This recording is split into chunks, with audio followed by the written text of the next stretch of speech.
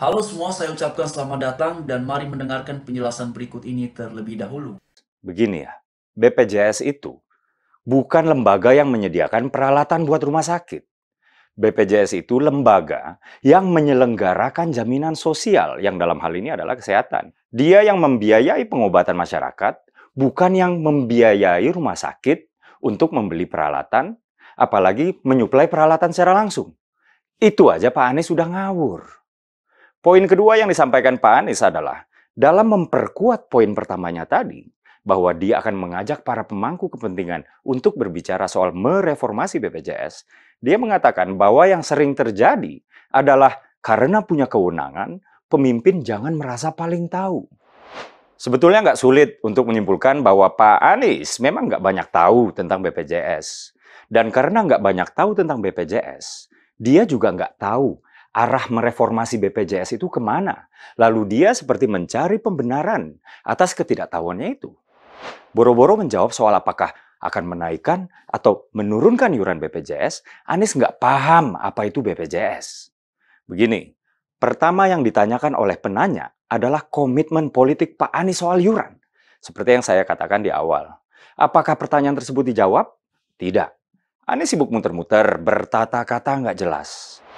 Kedua, soal mengajak para pemangku kepentingan untuk bicara satu meja.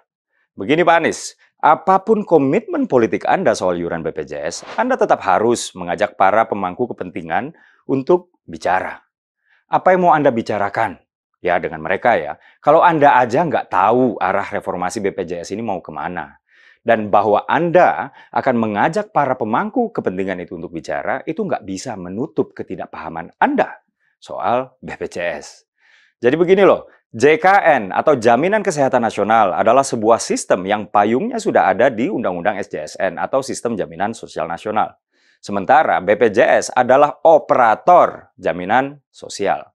Tanggung jawab BPJS termaktub dalam Undang-Undang Nomor 11 Tahun 2011, yaitu sebagai pihak operator yang bertanggung jawab untuk administrasi kepesertaan, mengumpulkan iuran peserta, dan pendanaan biaya pengobatan, bukan menyediakan alat untuk rumah sakit. Saya di sosmed sudah mengatakan bahwa Pak Anies nggak usah malu lah belajar dari anak-anak PSI soal BPJS. Mereka mau merevisi Undang-Undang SJSN dan BPJS, terutama pasal pada Undang-Undang BPJS yang mengatakan bahwa kepesertaan BPJS itu berbasis iuran. Mereka juga ingin menggeser pembiayaan BPJS dari berbasis iuran ya menjadi pendanaan melalui pajak transaksi. Pijakannya pun jelas bahwa Undang-Undang Dasar 1945 pasal 28H ayat 1 dan ayat 3, juga pasal 34 ayat 2 menyatakan bahwa adalah hak setiap warga negara untuk sehat dan mendapatkan layanan kesehatan. Sementara pemenuhan hak untuk mendapatkan layanan kesehatan adalah kewajiban negara. Uangnya juga ada. Kalau sistem iuran BPJS dihilangkan, maka pembiayaannya dilihat dari biaya klaim dan operasional BPJS. Simulasi aja ya. Pada tahun 2022, klaim BPJS itu 113 triliun. Dan operasionalnya ya sekitar 1,5 triliun lah. Sementara pada tahun yang sama, negara melalui APBN dan APBD sudah menggelontorkan dana sebesar 62,5 triliun rupiah. Praktis kita cuma butuh sekitar 52 triliun. Kalau kita alokasikan secara khusus pajak transaksi atau PPN ya, sebanyak 1% dari yang 11% setiap kita belanja, misalnya kayak susu atau odol gitu ya, itu udah lebih dari cukup. Pada 2022, penerimaan negara dari PPN, PPNBM ya, itu senilai 687 triliun rupiah. Makanya kalau kita ambil 1/11-nya, kita sudah dapat 62 triliun lebih. Kalau konstitusi sudah menjamin, dan uangnya ada, dan kalau sudah ngerti filosofi konstitusi hingga teknis pembiayaan, nggak perlulah bulet kayak Anies Baswedan. Kayak PSI, hapus saja itu iuran kepesertaan BPJS, geser kepesertaan BPJS dari berbasis iuran menjadi basis kewarganegaraan. Teman-teman, Bapak Ibu semua, demikian cuplikan videonya sebagaimana sudah kita dengarkan bersama satu penjelasan dari Mas Derik Uki, dan memang menarik membahas dinamika politik yang sedang berlangsung di bangsa kita di Indonesia beberapa waktu belakangan, baik itu pembahasan mengenai para capres, ada Ganjar Pranowo, ada Prabowo Subianto, dan juga ada Anies Baswedan. Bahkan beberapa waktu belakangan juga sedang hangat dibicarakan mengenai Anies Baswedan yang dalam salah satu pemberitaan dikabarkan selalu dianggap sebagai antitesis pemerintah, Anies Baswedan, yang mau ditawarkan bukan antitesa. Jadi teman-teman, Bapak Ibu semua, ya baik itu Anies Baswedan, Prabowo Subianto, dan juga Ganjar Pranowo memang di ruang publik ini sedang hangat-hangatnya dibicarakan. Bahkan beberapa waktu yang lalu ketika mereka tampil di satu acara yang dipandu oleh Najwa Shihab, itu juga sedang ramai dibicarakan hari-hari ini. Karena pada kesempatan itu para capres ini dipersilahkan untuk menyampaikan gagasan ataupun program-program andalan mereka ketika nantinya bakalan memimpin negeri ini, yaitu Indonesia. Lalu kemudian dalam satu pemberitaan yang lain dikabarkan bahwa Anies Baswedan percaya putusan MK soal batas usia cawapres. Mereka hakim-hakim kompeten. Jadi memang sedang ramai juga ini teman-teman ya, Bapak Ibu semua, yang mengenai batas usia capres ataupun cawapres ini. Dan juga dalam pemberitaan yang lain dikabarkan di antar naik motor Anies datangi Baintelkam Polri untuk urus SKCK. Jadi itu dia teman-teman ya, mengenai Anies Baswedan. Tetapi sebenarnya bukan hanya mengenai Anies Baswedan ya yang lagi hangat dibicarakan di ruang publik ini. Ada juga pembahasan mengenai Ganjar Pranowo dan juga mengenai Prabowo Subianto. Terutama ya untuk Ganjar itu pembahasan yang cukup signifikan ramai beberapa waktu belakangan adalah mengenai sosok yang nantinya mendampingi Ganjar di Pilpres 2024 sebagai ya Ganjarnya adalah capres dan juga siapa yang akan menjadi cawapresnya. Tetapi juga di satu sisi ada pembahasan mengenai siapa yang bakalan menjadi cawapres dari Prabowo Subianto. Karena mengenai cawapres untuk Anies Baswedan tidak sedang lagi ramai dibicarakan karena cawapresnya sudah jelas, yaitu adalah Cak Imin dari PKB. Sedangkan Ganjar itu masih dinantikan oleh publik kira-kira siapa nantinya. Demikian pula dengan Prabowo yang sedang ditunggu oleh masyarakat Indonesia siapa yang bakalan menjadi cawapres dari mereka berdua ini. Lalu di dalam salah satu pemberitaan juga dikabarkan mengenai Megawati siap umumkan cawapres Ganjar Pranowo. Sudah komunikasi dengan Jokowi dan tunggu momentum pas. Nah, ini dia teman-teman ya. Berarti kalau sudah siap mengumumkan sosok itu berarti sudah ada ya. Kalau sudah siap ataupun tinggal mengumumkan saja berarti orang yang bakalan menjadi cawapres Ganjar berarti sudah ada. Itu dia teman-teman ya.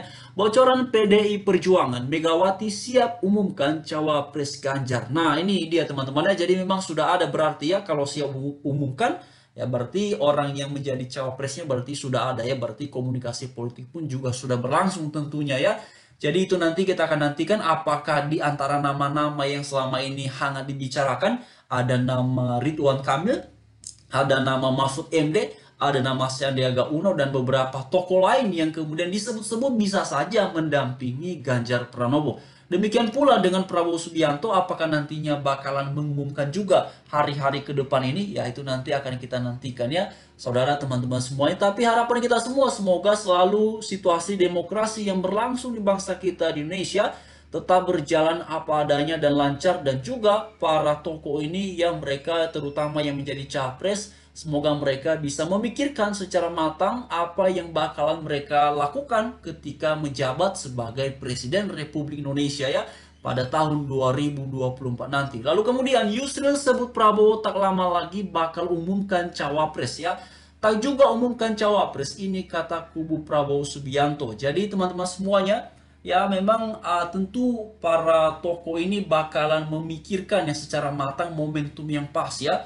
Karena kan sedikit lagi ya ataupun sudah tidak lama lagi batas pendaftaran capres cawapres ya. Jadi tentu mereka sudah mempersiapkan ya timnya masing-masing atau pihaknya masing-masing untuk mencalonkan ataupun mendaftarkan diri ya pasangan yang mereka dukung baik itu capres maupun cawapres ya. Kalau Ganjar cawapresnya, Prabowo dengan cawapresnya, dan juga Anies dengan cawapresnya. Tetapi itulah situasi dan dinamika yang terus berkembang, terus berubah di bangsa kita di Indonesia ya. Karena kalau kita perhatikan teman-teman Bapak Ibu semua, sebenarnya bulan-bulan yang lalu itu ya ada koalisi, ada KIB, ada KIR dan nama-nama koalisi lainnya. Tapi melihat dinamika ataupun situasi politik sepertinya ada perubahan-perubahan yang cukup signifikan ya. Baik dari parpol pendukung dan juga mengenai kelompok-kelompok masyarakat ataupun ya organ-organ relawan ataupun kemudian pihak-pihak yang memberikan support ya. Termasuk PSI yang juga beberapa waktu belakangan hangat dibicarakan karena ya melakukan pertemuan dengan Prabowo Subianto ya, ataupun kemudian menerima kunjungan dari Prabowo Subianto. Lalu tidak hanya itu ya, yang sedang ramai lagi dibicarakan di ruang publik ini adalah mengenai Kaesang ya, putra dari Presiden Jokowi yang sudah resmi menjadi kader di Partai Solidaritas Indonesia ataupun PSI, yang hari ini ketua umumnya adalah Giring Ganesa ya. Lalu kemudian wakil dewan pembinanya adalah wakil ketua dewan pembinanya adalah Grace Natali yang sebelumnya adalah ketua umum dari PSI. PDIP tak persoalkan Kaesang gabung PSI, sudah jadi keluarga lain ya. Alasan Kaesang masuk PSI tak ikut jejak Jokowi. Nah itu dia teman-teman ya. Memang kemarin saya juga sempat mendengar satu penjelasan dari Mas Kaesang kenapa dia gabung di PSI, ya alasannya sederhana karena merasa di PSI lebih sefrekuensi ya dengannya, lebih sevisi, lebih semisi dengan PSI, makanya pada akhirnya Kaesang memutuskan untuk bergabung di PSI bukan di partai lainnya. Itu yang kemarin saya sempat dengar satu ulasan ataupun jawaban yang disampaikan oleh Kaesang ketika ditanya oleh wartawan. Jadi sekian teman-teman semuanya, mari terus lihat perkembangan selanjutnya dan tentu kita mengharapkan ya yang terbaik bagi bangsa kita Indonesia, dan terima kasih, terus suarakan toleransi.